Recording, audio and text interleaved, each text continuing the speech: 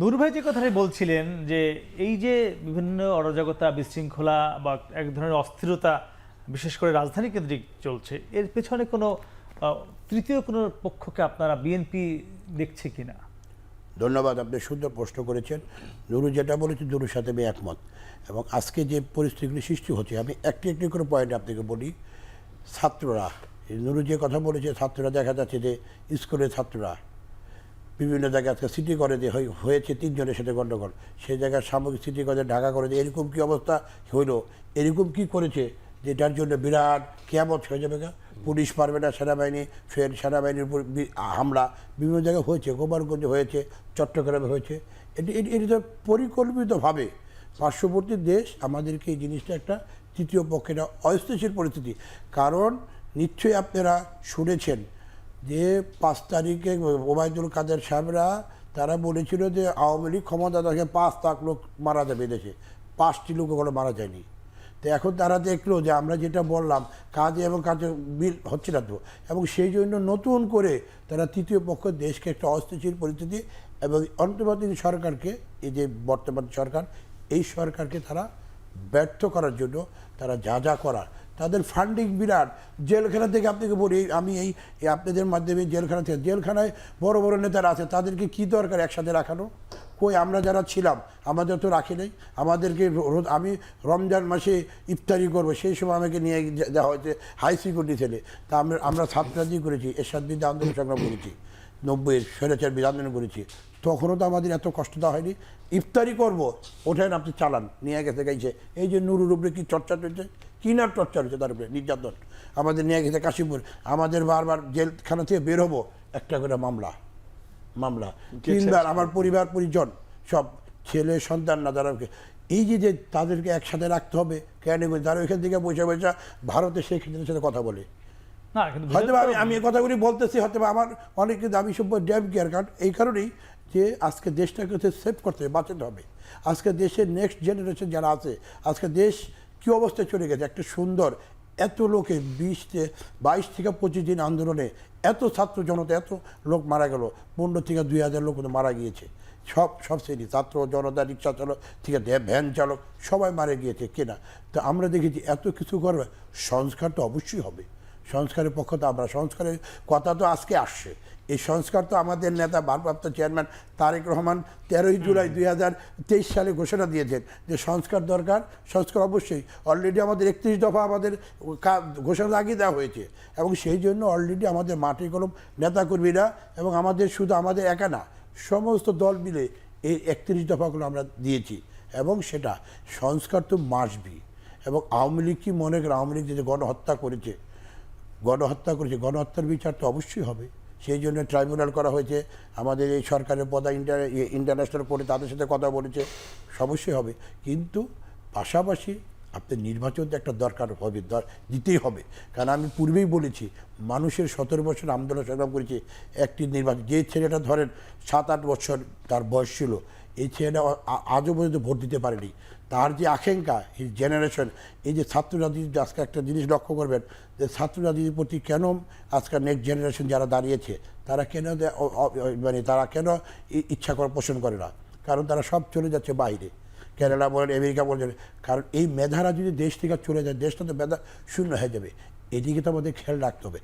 এখন শুধু আমরা রাজনীতি করি, আমাদের, আমি নুরু অথবা যে শিক্ষক মহোদয় আছেন, আমরা, আপনারাও যারা আছে সাংবাদিক বা রিপোর্টার, আপনারাও সোচ্চার হতে হবে, দেশটাকে আমাদের নিয়ে সামনের দিকে নিয়ে দেবে।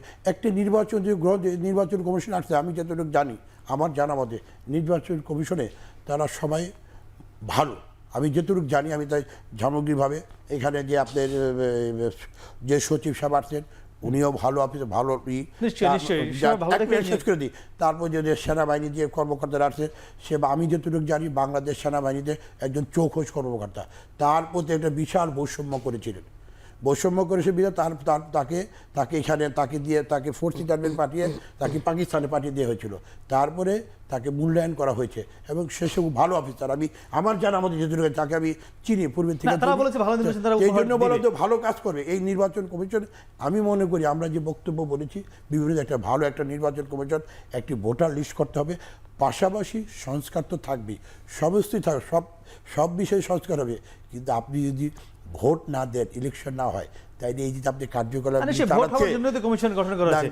স্যার, আপনার কাছে জানতে চাই, এই যে বিষয়টি যেটি নূর ভাই বললো, শুভ ভাই বললো, যে এই সামগ্রিক পরিস্থিতি আমাদের রাজধানী সহ বিভিন্ন জায়গায় যে অরাজকতা, এটি নিয়ন্ত্রণ করতে মানে পারছে না কেন, বা এটি আমরা দেখছি মানে বিষয়টা কি, যে আইনশৃঙ্খলা বাহিনী সব সয়ে যাচ্ছে না পারছে না, কোনটা? প্রথমত বলতে চাই যে আমি যদিও এটা কি গণ অভ্যুত্থান ছিল না বিপ্লব ছিল, এটা নিয়ে একটা বিতর্ক তো আমাদের মধ্যে আছেই। আমি এটা গণ অভ্যুত্থান হলেও এইটার মধ্যে একটা বৈপ্লবিক পরিবর্তনের বৈশিষ্ট্যও কিন্তু আছে, এটা কিন্তু অস্বীকার করার কোনো উপায় নেই। দীর্ঘ একটা ফেসিবাদী শাসনকে নামিয়ে দিয়ে, ফেসিবাদ তো শুধু একজন ব্যক্তি না, তাকে কেন্দ্র করে যে ধরনের শাসন কাঠামো গড়ে উঠেছিল সেটার পতন ঘটানো হয়েছে। যে কোনো বিপ্লবের পরেই প্রতি বিপ্লবী তৎপরতা থাকাটা খুব স্বাভাবিক, এবং সেই জন্য যে সরকারটি ক্ষমতায় থাকবে তার সর্বোচ্চ সতর্কতা থাকতে হবে। শুধু তাই নয়, যারা এই বিপ্লবে অংশগ্রহণ করেছে তাদের সতর্ক থাকাটাও কিন্তু একান্ত প্রয়োজন। হ্যাঁ, আমরা যদি ফরাসি বিপ্লবের দিকে তাকাই, আমরা যদি ইংল্যান্ডের সেই গৌরবময় বিপ্লবের দিকে তাকাই, এইসব সকল বিপ্লবী কিছু প্রতি বিপ্লবী তৎপরতা ছিল।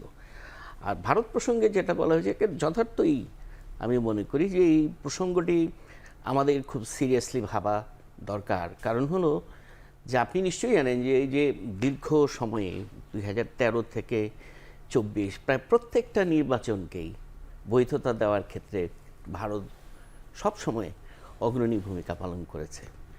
তারা কিন্তু এদেশের মানুষের কথা ভাবে নাই, তারা কিন্তু তাদের নিজেদের স্বার্থের কথা ভেবেছে। যে অনেকেই আমরা বলি না, বা বলা হয় যে ভারত তার পররাষ্ট্রনীতির ক্ষেত্রে বাংলাদেশের প্রেক্ষাপটে তারা একটা ভুল করেছে, যে শেখ হাসিনা সরকারকে সমর্থন দিয়ে। আসলে তারা ভুল করে নাই, আমার দৃষ্টিতে আর কি ভুল করে নাই এই অর্থে যে তারা তাকে ব্যবহার করে তারা যা যা আদায় করতে চেয়েছিল সবই তারা পেয়েছে। তাহলে ভুলটা আপনি কিভাবে বলবেন? সে যা চেয়েছিল তাই পেয়েছে, কারণ তার স্বার্থ তার মাধ্যমে আসুক, হ্যাঁ, সেটা সে পেয়েছে।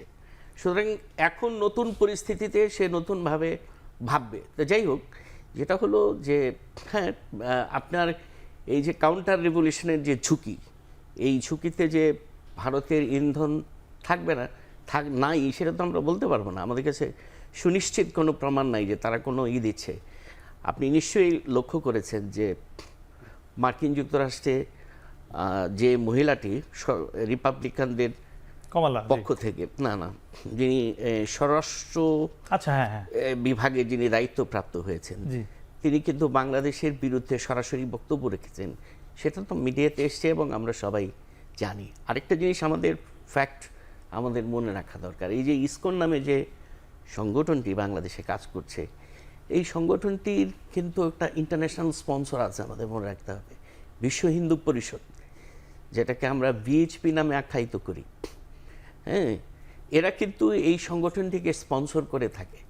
সুতরাং নানা দিক থেকে এই বাংলাদেশের অভ্যন্তরে নানা ধরনের তৎপরতা চালানোর পেছনে যে ভারতের, কারণ ভারত চাইবে যে শেখ হাসিনার মতো আরেকটা অনুগত সরকার বাংলাদেশে স্বার্থ হাসিলের জন্য সে চাইবে। সুতরাং এই সরকারকে অস্থিতিশীল করায় তার লাভ না।